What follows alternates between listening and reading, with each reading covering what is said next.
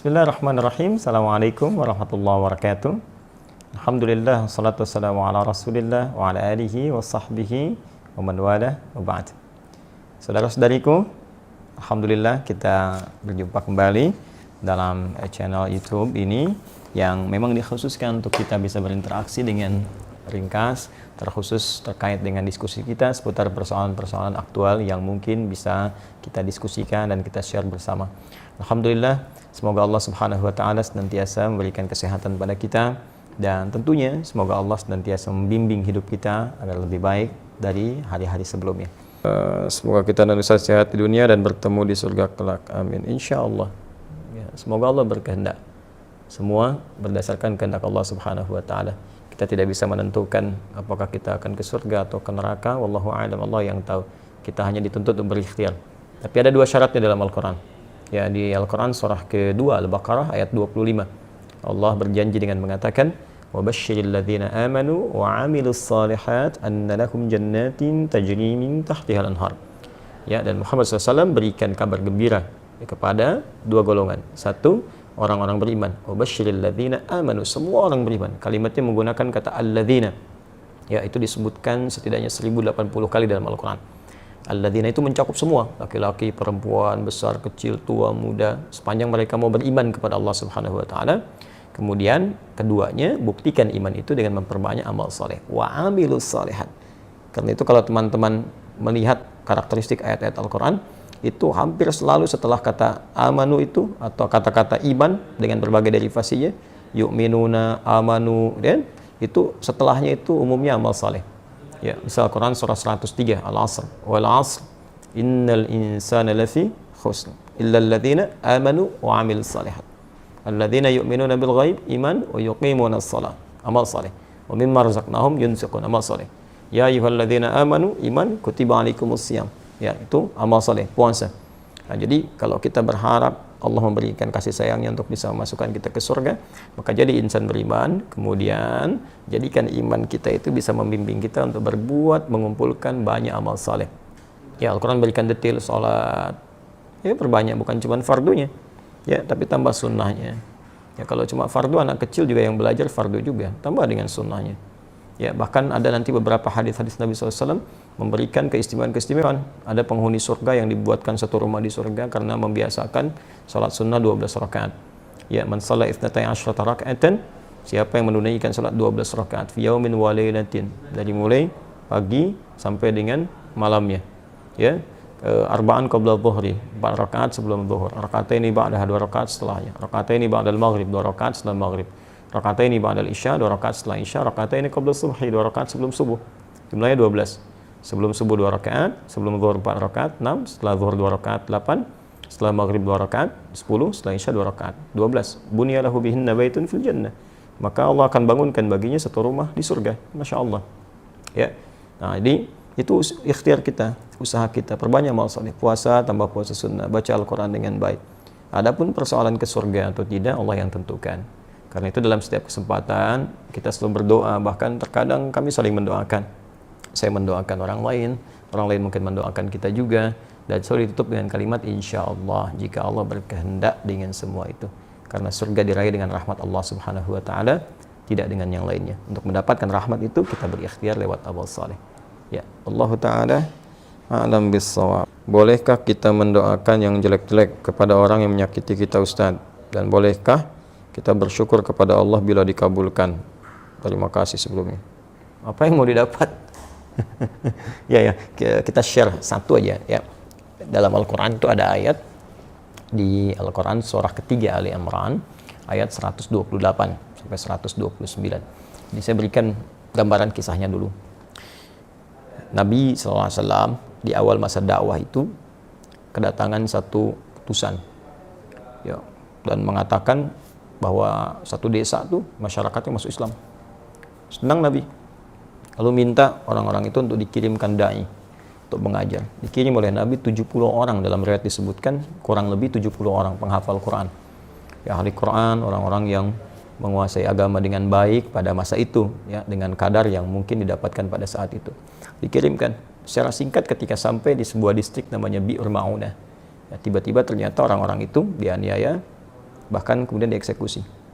Nah, Nabi mendapat kabar dari malaikat sedang menunaikan sholat. Ada beberapa versi riwayatnya, ada yang menyebutkan sedang sholat subuh, ada yang menyebutkan riwayatnya sebelum ruku, ada yang setelah ruku, saat i'tidal, ada yang menyebutkan juga di sholat yang lain. Ya, intinya informasi itu sampai kepada Nabi, dan Nabi mendoakan, ya Allahumma la'an kita, Allahumma adzibhum, ya Allah tolong laknat Bani Fulan, ya, kemudian tolong hukum mereka dan seterusnya. Itu berlangsung selama sebulan. Nah, doanya terasa keras ya, tolong hukum Bani Fulan, tolong hukum mereka, tolong laknat mereka. Apa yang terjadi? Kemudian Allah turunkan Al-Quran surah ketiga Ali Imran ayat 128. Ya, laisa laka minal amri syai'un aw yatuba alaihim aw yu'adzibahum fa innahum zalimun. Ya Muhammad sallallahu alaihi wasallam, engkau tidak punya hak ya untuk bisa memutuskan suatu perkara terkait dengan hukuman ataupun memberi petunjuk pada seseorang yang dimaksudkan langsung menanamkan hidayah kepadanya, kecuali itu atas izin Allah Subhanahu wa taala. Nah, namun yang paling indah, Allah ingin memberikan sebuah arahan seperti ini. Ya, ini sifat maksum Nabi. Jadi ini bagian dari sifat maksum Nabi yang kalau di situ ada sesuatu yang kurang tepat, Allah luruskan. Berhak Nabi meminta. Ya, berhak Nabi meminta. Ya Allah, hukum si fulan, berikan hukuman si fulan, berhak. Tapi Allah berikan suatu arahan yang lain dengan hikmah tertentu. Ya, Allah ingin sampaikan bahwa kalau di awal masa dakwah sedang meminta seperti ini, nanti umat itu tidak akan tersisa.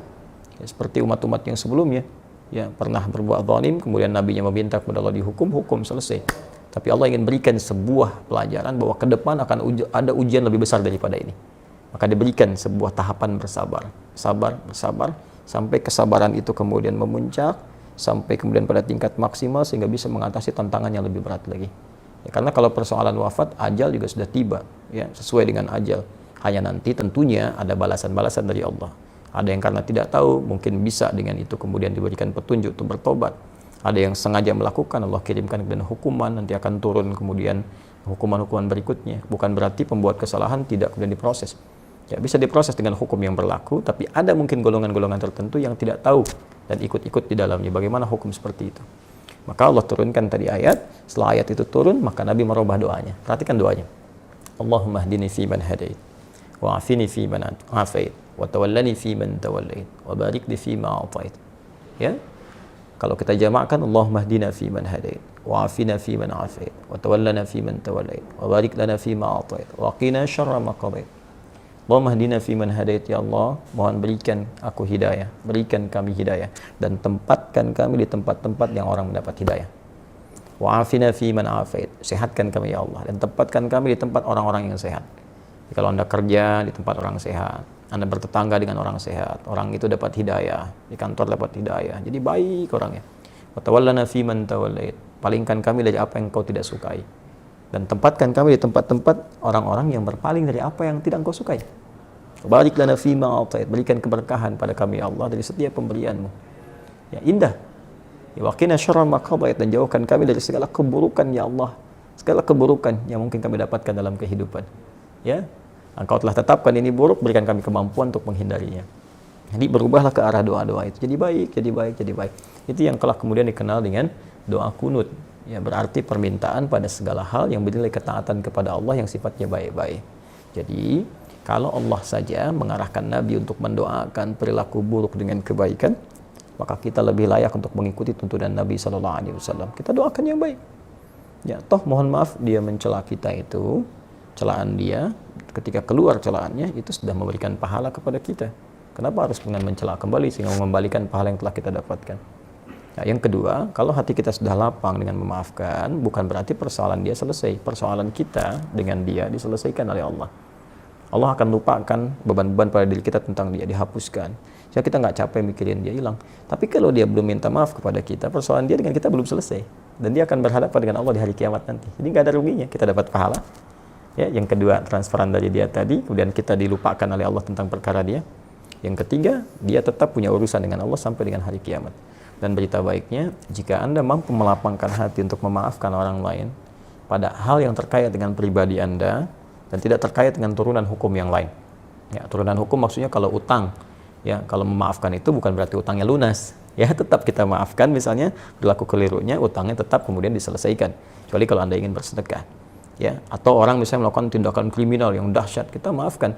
Ya, maaf, tapi kriminal itu tetap diproses untuk memberikan pembelajaran hukum. Kalau secara hukum itu harus diselesaikan.